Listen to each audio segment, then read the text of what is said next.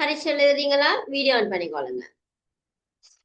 கடிதம் எழுதுற முறை தெரிந்தானே? இது என்ன முறை கடிதம்? உறவு முறை கடிதம். அப்ப அதுக்குரிய என்னது ஸ்ட்ரக்சர் எப்படி இருக்குமென்னு தெரியும் தானே ஹரிஷ்? ஹரிஷ்,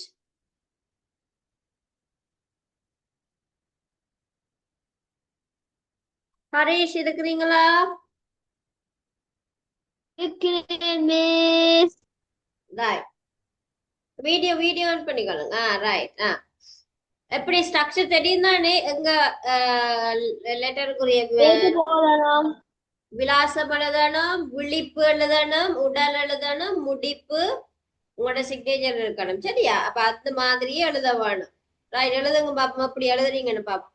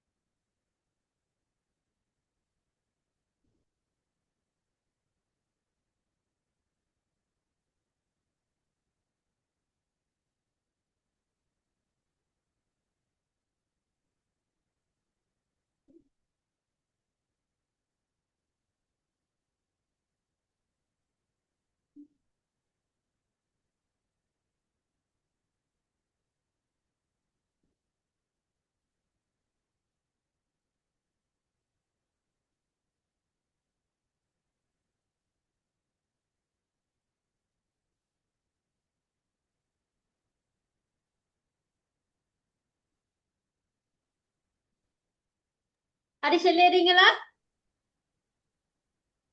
வெயிட் எனக்கு எழுத வேணாம். Right right. 50 வேர்ட்ஸ் தான். 50 வேர்ட் மட்டும்தான். நீங்க கூட எழுத வேணும்னு அவசியமே இல்ல. 50 வசனம் இருந்தா போதும்.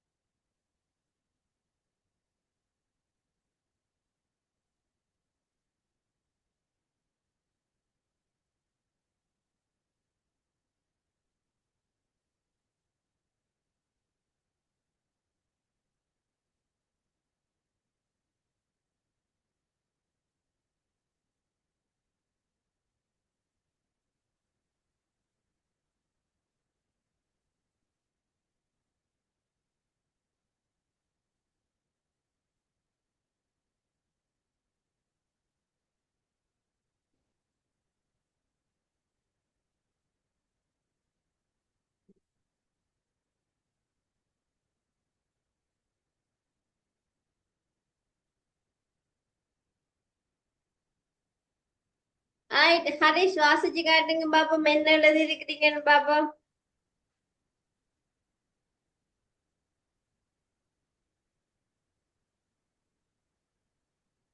வாசிங்க.